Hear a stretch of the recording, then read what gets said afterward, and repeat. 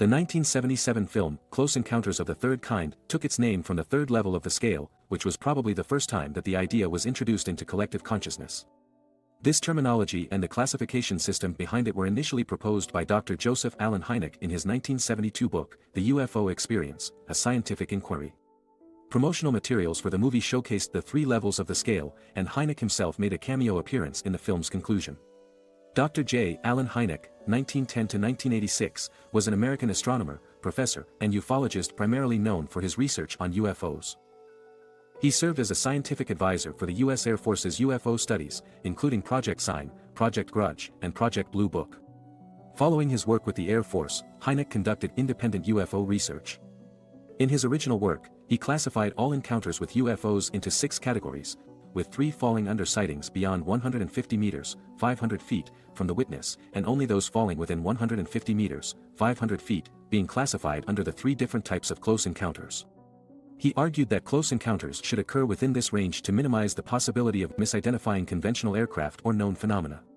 His 6 categories are as follows: relatively distant sightings or distant encounters, DEI through DE3 DEI, nocturnal lights. These are sightings of well-defined lights in the night sky that cannot be explained by conventional light sources. The lights often appear as red, blue, orange, or white and constitute the largest group of UFO reports. DE2, daylight disk. Daytime sightings usually involve oval or disc-shaped metallic objects. They can appear high in the sky or close to the ground, and witnesses often report hovering or rapid disappearance.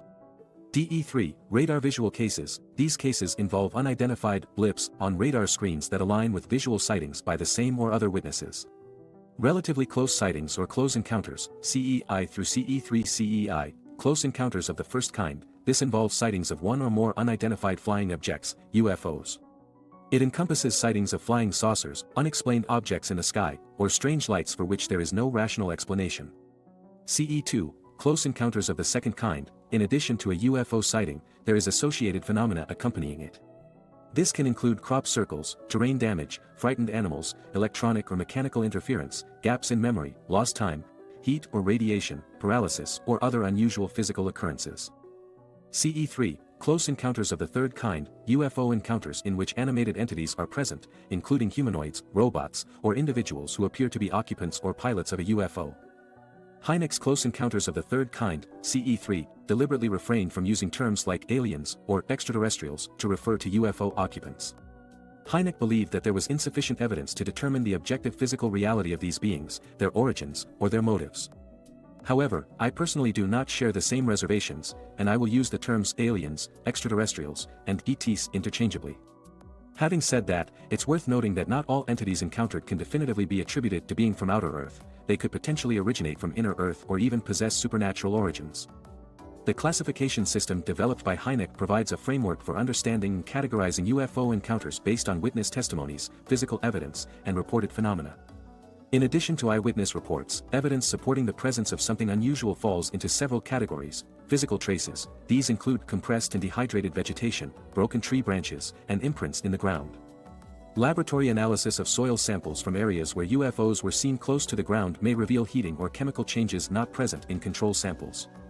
Medical records. Medical verification of burns, eye inflammations, temporary blindness, and other physiological effects attributed to UFO encounters can serve as evidence, especially when other causes cannot be determined. Radarscope photos. Traces from a radar screen showing a UFO blip provide additional evidence when studied alongside visual sightings. Photographs. Although photographs are often regarded as potential evidence, many turn out to be hoaxes or show unclear objects at a distance. Thorough analysis requires the availability of the negative, knowledge of the photographer, witnesses, and circumstances. However, some photographs exist that have undergone comprehensive examination and appear to depict structured craft. UFO researcher Ted Blocher proposed 6 subtypes to further classify close encounters of the third kind within Hynek's scale, depending on issues like whether the entity is inside or outside the UFO, or whether the entity appears together with the UFO, or the UFO is not present. Extensions have been made to Hynek's scale, including 4 additional categories. Close encounters of the fourth kind, CE. For a close encounter of the fourth kind involves a human being abducted by a UFO or its occupants and may involve experimentation on board the UFO. Jacques Vallée, a former associate of Hynek, argued that the fourth kind should encompass cases where witnesses undergo a transformation of their sense of reality, including non-abduction events associated with absurd, hallucinatory, or dreamlike experiences during UFO encounters.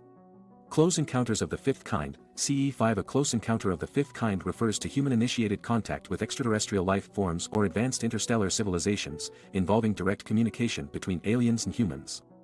The term, close encounters of the fifth kind, CE5, was coined by Stephen M. Greer. In a CE5 event, individuals or groups follow specific protocols to establish communication or interaction with extraterrestrial beings. These protocols often involve contact meditation and the use of sounds or signals. Close encounters of the fifth kind is also known as human-initiated close encounters. Some have proposed that CE5 may not just be human-initiated but can also be initiated by the entity.